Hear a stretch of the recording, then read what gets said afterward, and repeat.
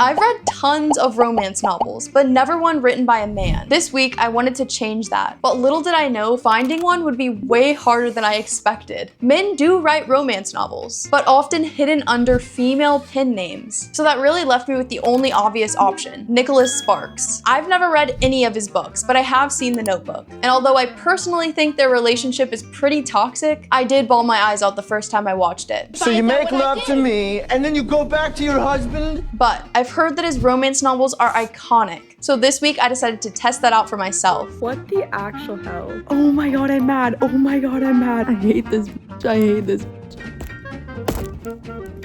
I don't want to read about this. So let's go to the library and pick out my very first romance written by a man. Purple ass fit. What the hell? Guys, I got to the library like 5 minutes ago, and tell me why a guy literally walked past my car, saw my outfit, and then he made me roll my window down just to tell me Barney wants his fit back. No, I'm lying. But if I got your ass, you're either super gullible or I'm a good actress, so let me know in the comments. Oh wait, someone's literally walking. I feel so awkward. At the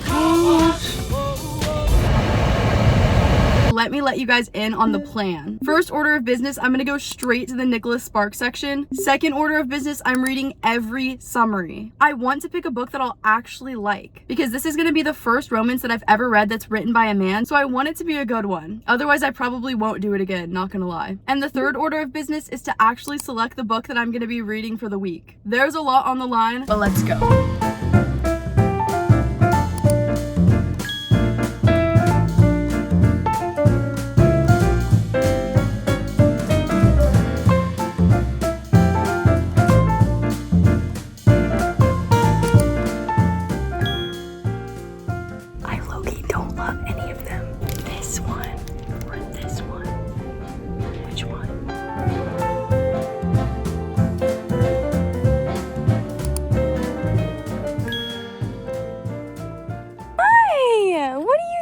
Over here. Guys, Screamer really wants to be pet. Orangey, Mr. Orangey.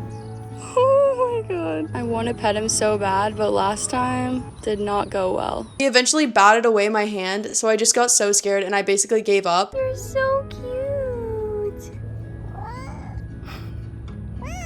You're cute.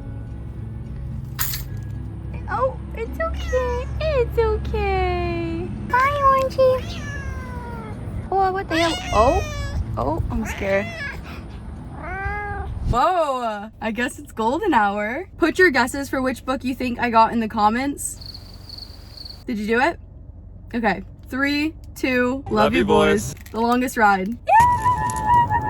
I hope it's good because this one was a lot longer than the other one that I was debating. But the reason that I ended up picking this one was because when I looked up the other one on Goodreads, all the top reviews were 1 star. And like I said, I want to give this author a good chance. And I think this is one of his top 3 most popular books. So hopefully I like it. The first page was interesting, but it is going to be about World War II and the effects of the war. So I'm probably going to hate that because I will be crying. But maybe it'll be for good reason. So this is my book. Hopefully I start it tonight, but we'll see.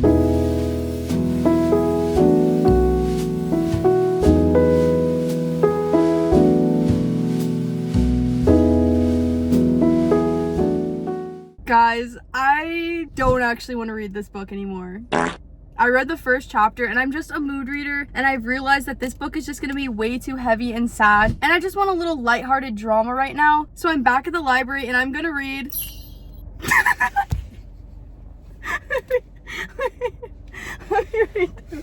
The Choice.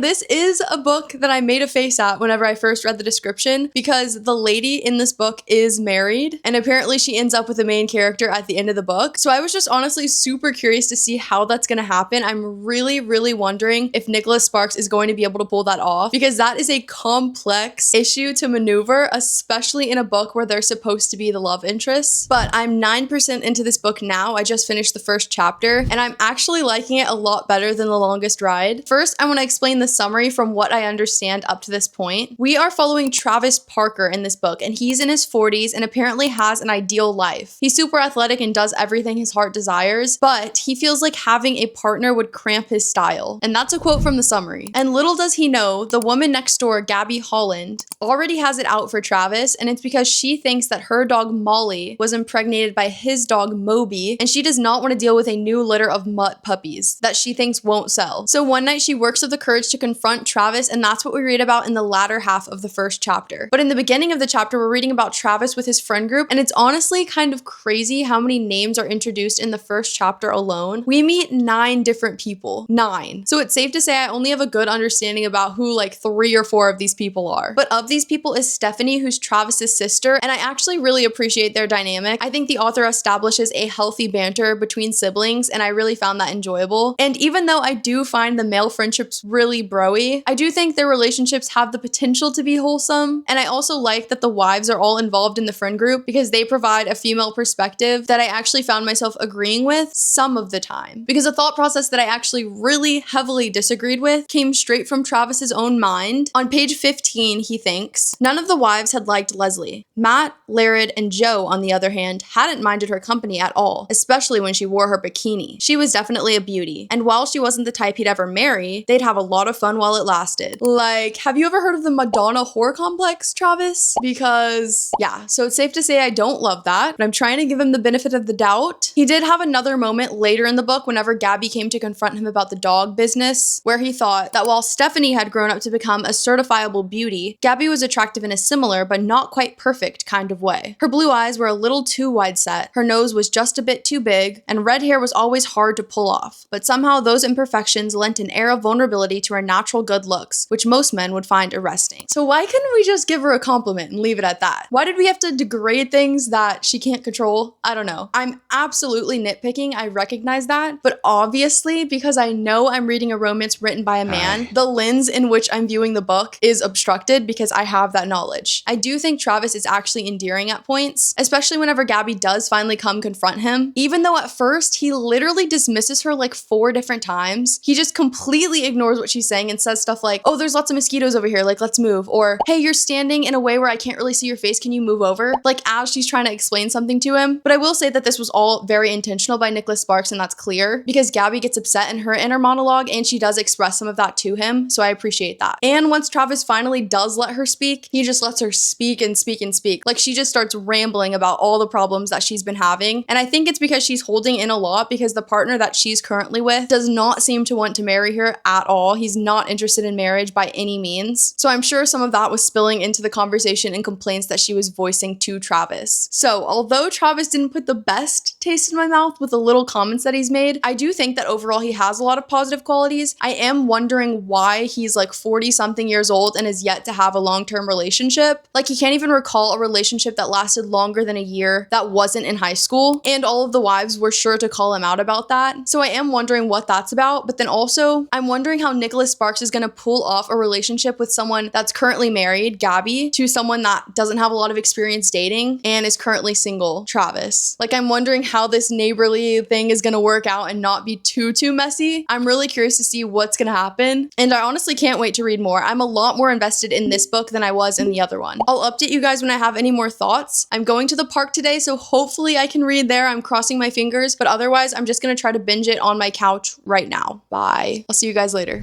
Okay, I'm gonna get off Instagram for sure after, but Because you didn't agree with his ideology. That's the reason why he deserves to die. You Adam. it's not real. How is it real? God, people are crazy. This world is a scary place. I'm just gonna read my book. All I can do is read my book in this scary world. Sis, you'll be fine.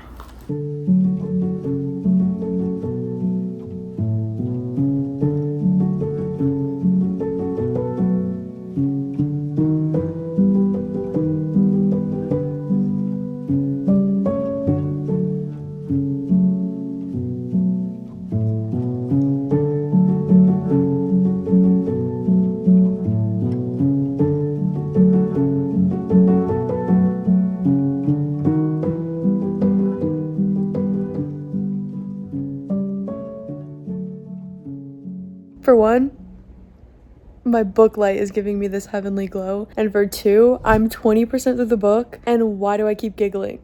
I've giggled like 3 times. He's literally flirting with her and she has a boyfriend. What do I do? What do I do?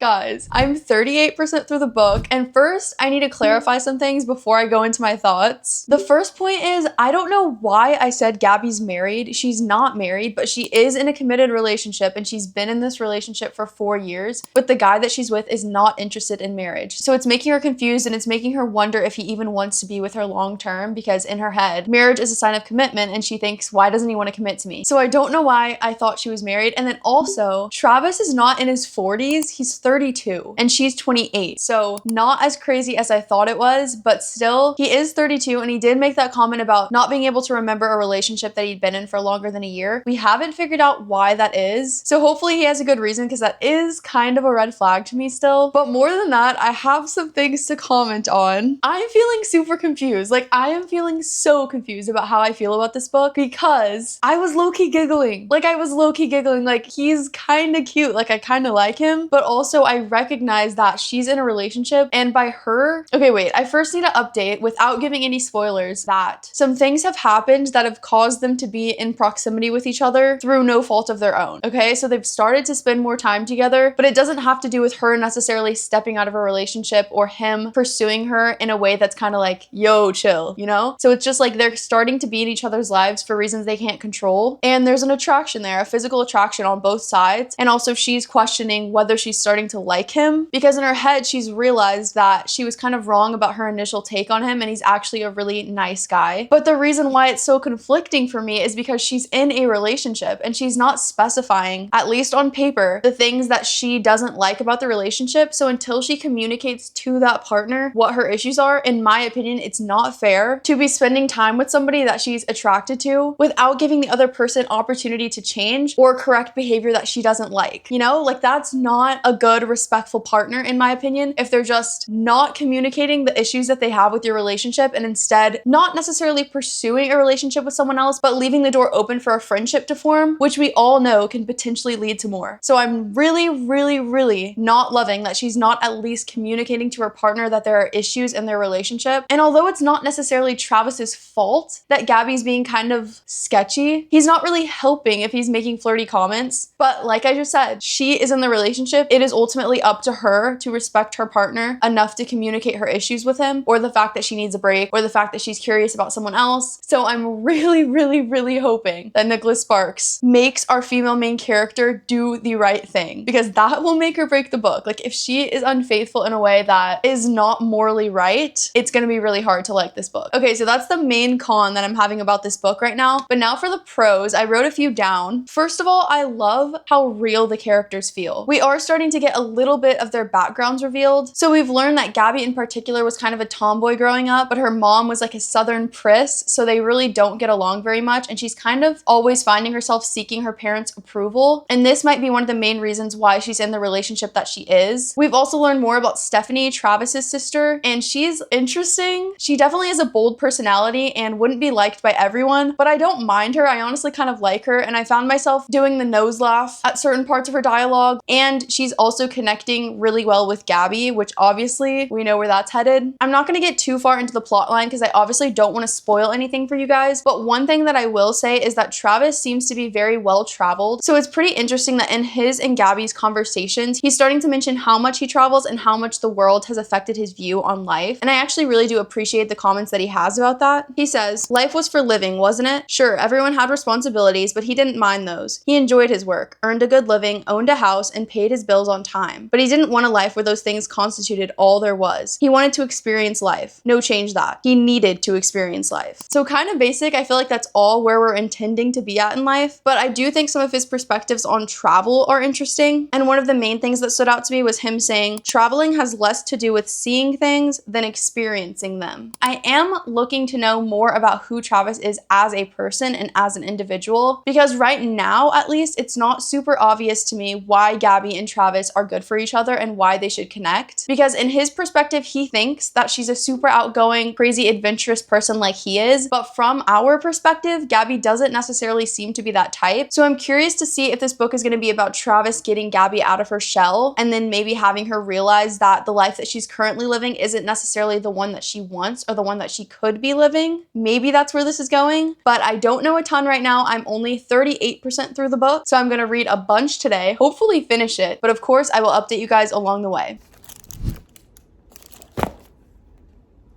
Oh God. Oh God. They are pissing me off. Oh my God. Why? Oh my God, I'm so mad at her. I'm so mad at him. I hate them right now. I hate them so much. What the actual hell? You're making me so mad. I'm actually angry. I'm actually so angry. Oh my God. I want to be able to tell you guys why, but I also don't want to spoil it. But also, like, I'm sure you can imagine. Oh my God, I'm mad. Oh my God, I'm mad. I just know they're about to piss me off, so I'm gonna read on camera.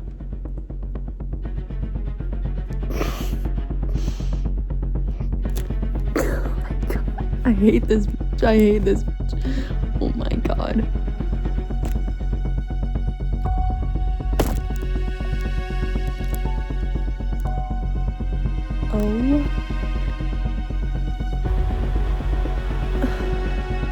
I don't want to read about this. I don't want to read about this. Bruh. I'm scared. Okay. You guys.